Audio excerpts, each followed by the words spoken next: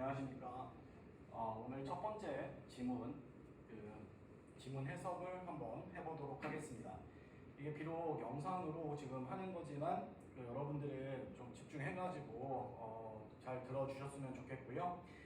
그리고 우리가 지금 수행평가 때 소개했던 그 18가지의 그 분석의 틀, 그리고 그것에 해당하는 부분을 여러분들이 찾는 거, 그것이 그 수업의 핵심 포인트가 될 거고, 그 다음에 여러분들이 또 마지막에 확인해 줘야 될 것은 그 문제는 비록 여기서는 한 문제밖에 없지만 다른 여러분들이 스스로 기출 문제를 푼다든지 이럴 때 그 선택지의 근거가 진짜 우리가 찾은 분석의 틀을 하고 연관이 있는가. 그래서 뭐 50%만 넘어도 우리가 빠르게 좀 지문을 분석하는데 좀 도움을 받을 수 있지 않을까, 이런 생각을 합니다.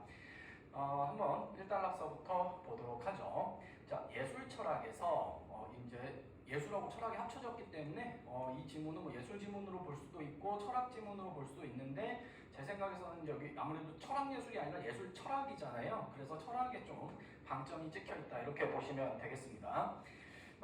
윤리적 비평이라니까 정의가 지금 들어갑니다. 이 부분 정의 들어갔고요. 예술의 작품의 가치를 평가할 때 여기는 밑줄 칠 필요가 없어, 정의라고 해도. 왜냐하면 표시를 최대한 아껴야 된다고 말씀을 드렸잖아요. 그러니까 뭐 당연히 예술 작품 가치를 평가할 때 여기는 또 뭐라고도 볼 수 있냐면은 조건이라고도 볼 수가 있을 겁니다. 뭐뭐라면 뭐뭐 할 때, 이런 식으로요.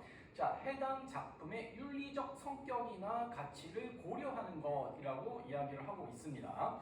그래서 윤리적 비평이라는 것은 작품의 윤리적 성격이나 가치를 고려하는 것이다. 뭐 여기서 장난친다면은 저 작품 대신에 작가로 가져갈 수도 있는 그런 부분입니다.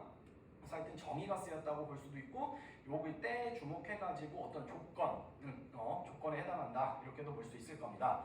자, 여기에는 예술과 도덕의 관계에 대한 이론적 고려가 중요하게 개입한다 그랬어. 여기서 보시면 이론적 고려가, 왜 이론적 고려에다가 제가 표시를 했냐면 이게 강조 표현입니다. 중요하게 개입한다라고 했잖아요. 그죠? 중요하니까 중요한 거죠. 중요하니까 중요한 겁니다. 그래서 이론적 고려가 중요하게 개입한다. 특히 여기 예술과 도덕의 관계에 대한 이론적 고려를 이론적 고려가 중요하게 개입이 된다고 하고 있습니다. 그러니까 핵심적 쟁점이 되는 것은 도덕적인 예술 작품이 바로 그 도덕적 장점 때문에 예술적으로 좋은 작품이 될 수 있는지, 반대로 비도덕적인 예술 작품은 그 비도덕성 때문에 예술적으로도 나쁜 작품이 될 수 있는지 하는 것이다.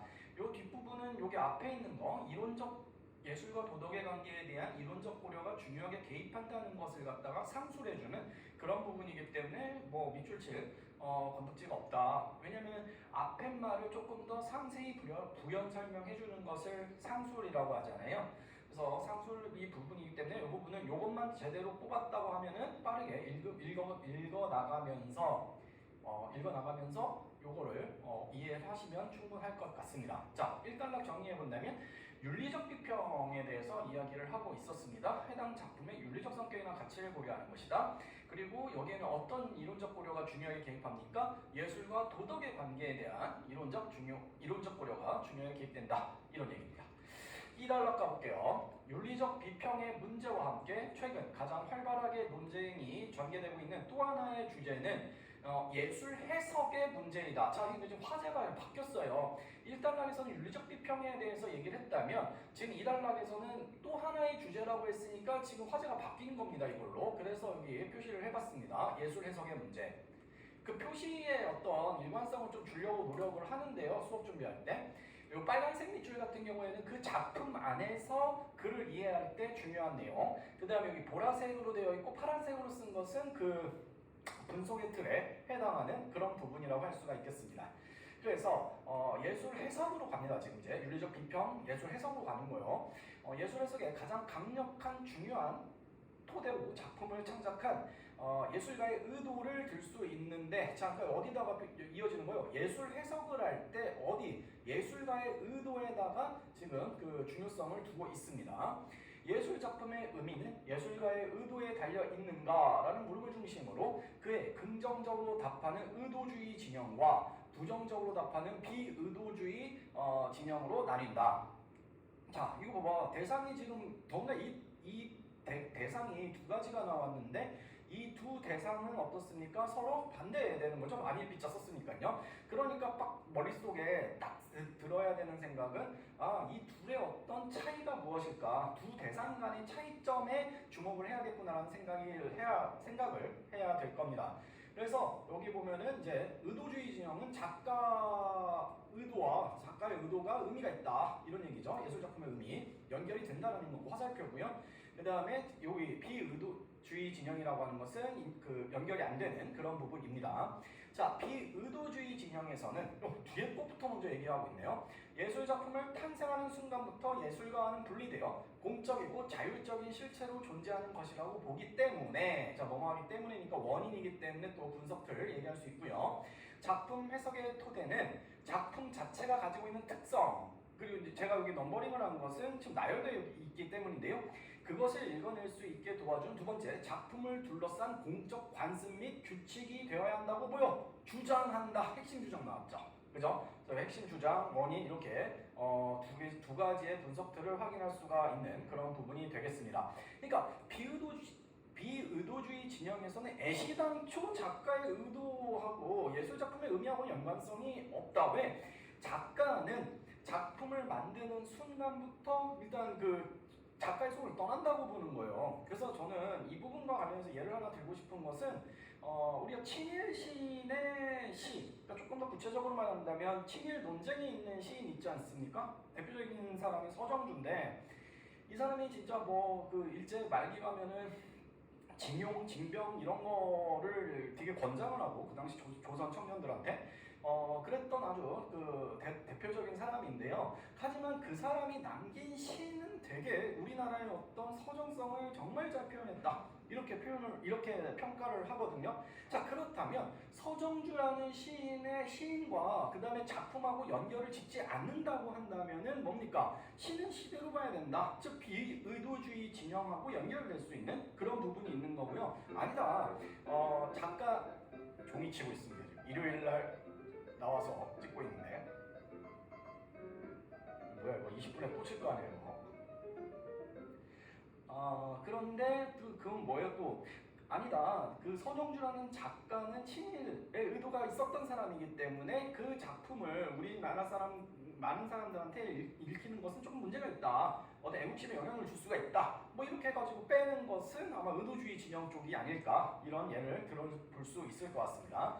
자, 그런데 자, 가장 강한 세게 들어갔죠 지금. 가장 강한 의도주의의 경우 의도주의예요 지금. 유행이 뭐였어? 비의도주의였지? 지금 이제 강한 의도주의야. 작품의 의미는 전적으로, 이거 강조 표현이지. 그리고 이 전체가 뭐냐면은 그 위에서 얘기했던 비의도주의 진영하고의 차이점이라고 할 수가 있겠습니다. 강한 의도주의의 경우 작품의 의미는 전적으로 작가의 의도에 달린 것이라고 주장하고, 역시 핵심 주장이라고 볼 수가 있겠죠.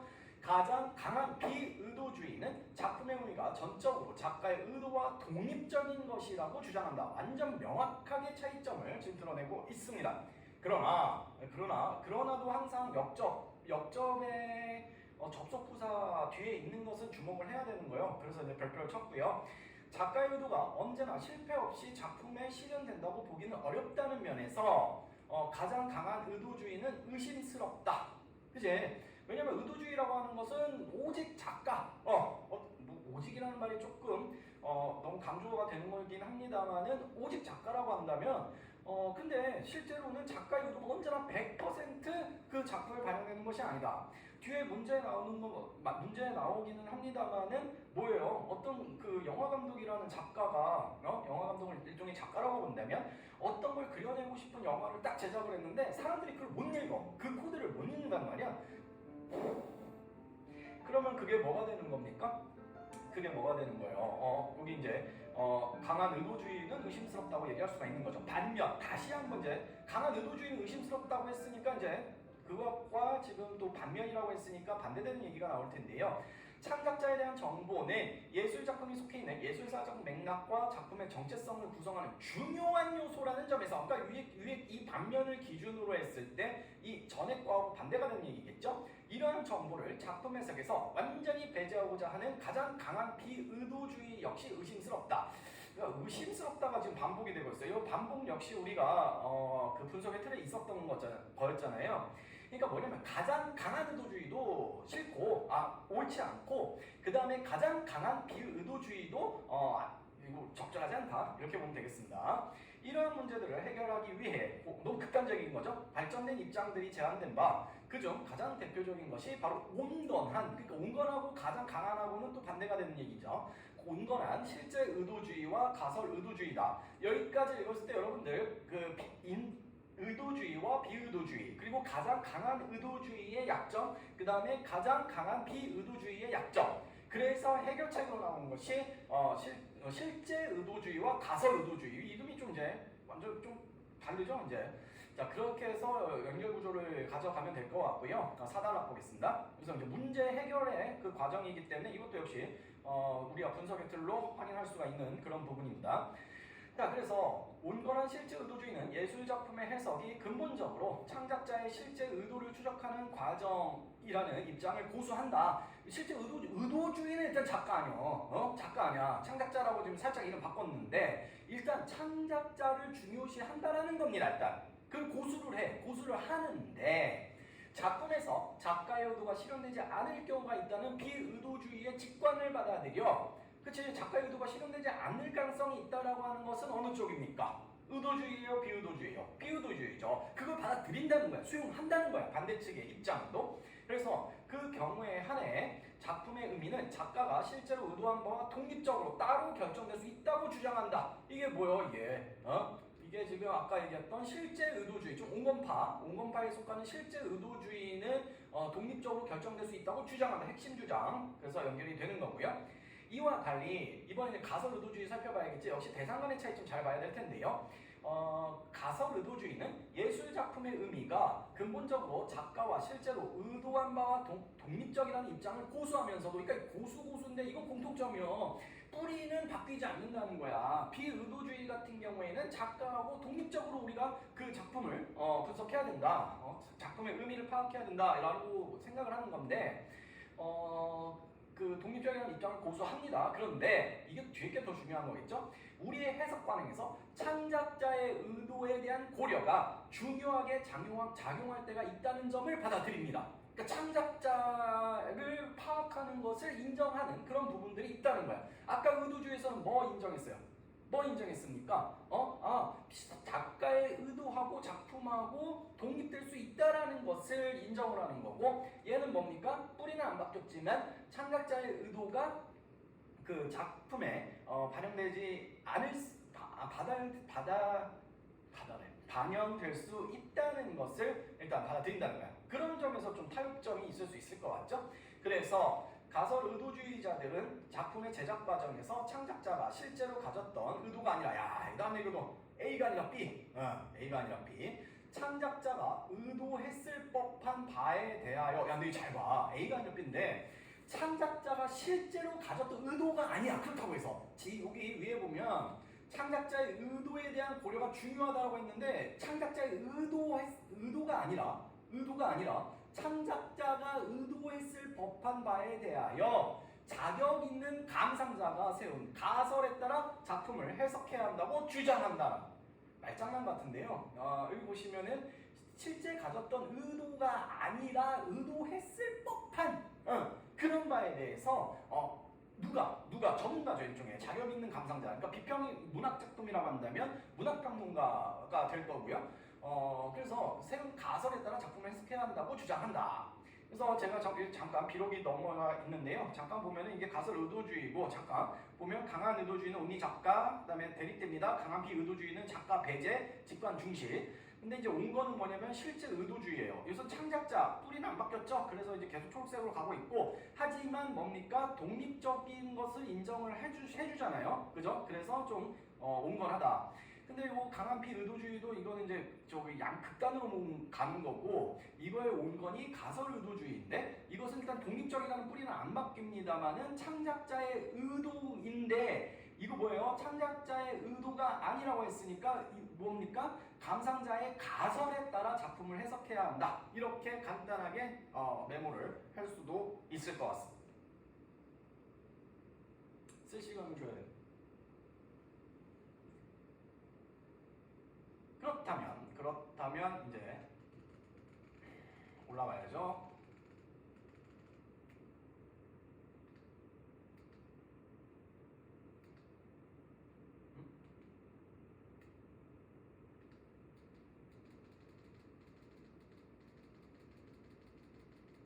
아이고 이렇게 많이 올라가. 처음이니까 좀 이해해 주시기를 바라겠습니다. 비록 의도주의를 라는 단어를 그 이름 안에 포함하고 있지만 아까 봐봐요. 지금 사실 실제 작가 의도가 아닌 A가 아닌 B, 그리고 아까 A가 아니라 B에 있는 거를 지금 다시 반복하고 있단 말이야. 반복된 정보 왜 반복하겠어요? 중요하니까. 알았어? 실제 작가 의도가 아니라 그에 대한 가설이다라는 거. 점에서 비의도주의 진영에 속한 것으로 간주된다. 그리고 이때 해석의 토대가 되는 가설이라. 그럼 이 가설이 뭐냐? 정의적 가설이란 작품을 적절하게 감상할 수 있는 감상자, 즉 기본 A즉 B 나오네. A즉 B. 빠졌지만 A즉 B. 기본적 이해력에 더해 작품이 속해 있는 범주에 대한 파악과 여러 맥락을 읽어낼 수 있는 기본적 민감함을 가진 그런 감상자, 쉽게 얘기하면 그 분야의 전문가 되겠습니다. 작가의 의도일 법하다고 생각하는 의미에 대해서 여기서 끝난 게 아니요. 작가의 의도 아니지. 의도일 법하다고 생각되는 의미, 여기서 끝나는 것도 아니요. 뭐요? 이거에 대한 가설. 또 조건이 뭐냐면 이 가설들 중에서 가장 정당화된 최선의 가설. 복잡하네. 이건 뭐 양보를 하는 거야, 안 하는 거요? 이렇게 온건한 실제 의도주의와 가설 의도주의는 각각 의도주의 진영과 비의도주의 진영에서 제한된 것이죠. 비의도주의와 의도주의를 뒷받침하는 우리의 직관과 관행을 존중하는 방향으로 양보된 것으로 볼 수 있다. 이건 뭐예요? 지금 두 가지의 공통점이라고 할 수 있죠. 대상 간의 공통점, 우리의 직관과 관행을 존중하는 방향. 그리고 오늘날의 예술 해석 방론은 이 두 입장이 팽팽하게 맞선 상태에서 정체되어 있는 것으로 보인다. 그 다음에 5단락이요. 예술작품에 대한 윤리적 비평의 관행은 작품 해석에 대한 여러 가정을 암묵적으로 포함하고 있는 것이다. 따라서 윤리적 비평의 본성에 대한 성찰은 예술 해석에 대한 우리의 이해를 증진시키고 정체된 논쟁이 앞으로 나아갈 수 있도록 도울 수 있을 것으로 보인다. 의의가 되겠죠? 의의가. 그래서 뭐 작품의 마지막 단락 같은 경우에는 어떤 이론의 장점, 단점, 그다음에 과제, 의의 이런 것들로 마무리하는 경우가 많습니다. 어디 보자. 문제를 보면은 일단 이거 보기 딸린 건데요. 이 보기 문제를 푸는 기본 조건은 뭐냐면은 지문에 있는 내용, 이 보기에 놀아나지 말아라. 분명히 보기에 있는 내용을 이 내용에 매몰되지 말고 요게 지문에 어떤 말하고 지금 연결될 수 있는가, 어떤 단어랑 연결될 수 있는가를 여러분들이 주목해야 된다는 겁니다. 따라서 멜 깁슨 감독의 영화 딱 보면 뭐야, 창작자라고 봐야지. 작가. 영화 아포칼립토는 여러분 봤습니까? 영화? 저도 안 봤어요. 자, 마야 문명의 파괴를 스페인 제국주의의 폭력이 아닌 아메리칸 마야 부족과 아즈텍 원주민 사이의 갈등으로 보는 감독의 인식, 이거 뭐예요? 인식이 의도가 되는 거지. 창작자의 의도. 그걸 보여주는 영화로 평가되고 있다. 감독은 여기가 의도가 아니라 여기가 의도겠네. 감독은 포악한 마야 부족의 폭력으로부터 도망치는 주인공을 통해 거대한 운명에 맞서 싸우는 인간의 의지를 그린다고 했으나 여기가 뭐예요? 여기가 요 부분이 뭐예요? 이 부분이 의도. 대다수의 평론가들은 전문가라고 보면 되겠죠? 부족민의 모습을 사실 이상의 광기와 만행 등으로 그려냄으로써 마야 부족을 야만인 내지 미개인으로 이미지화해 인종차별적 시각도 보여주고 있다고 평가하고 있다. 그래서 보시면 마야 지금 적절한 건가요? 네, 적절하지 않은 거죠. 자, 보겠습니다. 마야 부족을 사실 이상의 광기와 만행으로 그려냈다는 점에서 윤리적 비평에서는 비도덕성으로 보여주는 작품으로 평가하겠군. 일단은 윤리적 비평 나왔었습니다. 뭐요? 왜냐면 의도주의, 비의도주의 여기에 이제 주목한 학생들은 윤리적 비평을 벌써 까먹을 수가 있겠죠. 윤리적 비평은 1단락에서 나왔던 그런 이야기가 되겠습니다. 포악, 광기, 만행 이거 다 비도덕성하고 연결되는 거죠. 의도주의 해석에서는 영화를 통해 거대한 운명에 맞서 싸우는 인간의 의지를 그린다는 감독의 의도, 의도주의니까 감독의 의도, 창작자의 의도 중시하겠죠. 비의도주의 해석에서는 감독의 의도를 배제하고 독립적이라는 것하고 이제 일치되는 거고요. 영화에서 보여주는 장면적 특성이나 기법적 특징 바로 이것이 지문에서의 직관에 해당하겠습니다. 그러니까 직관하고 비의도주의 해석하고 연결이 되냐 안 되냐를 판단하시면 되는 거죠. 4번 온건은 실제 의도주의에서는 인간의 의지를 언급한 감독의 의도를 고수한다라고 했잖아. 그러니까 중시하면서도 인종차별적 시각에서 영화의 의미를 결정할 수 있겠고, 그렇지만 경우에 따라서 독립적 작가의 의도하고는 뭔가 다른 독립성을 인정한다고 했으니까 이것도 적절한 진술이 되겠습니다. 그렇다면 뭐 5번이 정답일 텐데요. 볼까요? 가설 의도주의에서는 마야 문명의 파괴를 원주민 사이의 갈등으로 보려는 시각을 고수하면서 인종차별적 시각의 평가에 대해 비판하는 입장이겠군이라고 했어. 가설 의도주의 같은 경우에는 뭡니까? 마야 문명의 파괴를 사단락에서 8번째 줄 보면 독립적인 입장을 고수한다라고 했거든요. 그러니까 인종차별적 시각의 평가에 대해서 비판한다는 입장하고 요거하고는 매치가 되지 않기 때문에 그래서 5번이 정답이 되겠습니다. 처음이라 좀 미숙한 면도 있고 그렇지만 나름대로 휴일에 나와서 아무도 없는 데서 실제 강의하는 것처럼 하고 있습니다. 다음부터는 좀 더 나아지지 않을까 이런 생각을 하고 마무리하고요. 그다음에 5분 정도 정리할 시간 드리고 퀴즈 하도록 하겠습니다. 퀴즈는 오프라인에서 이루어지니까 그 띵커벨 접속하시고 그 다음에 방번호 확인하시고 맵팩 누구 이거 꼭 기록해서 입장하시기 바랍니다. 감사합니다.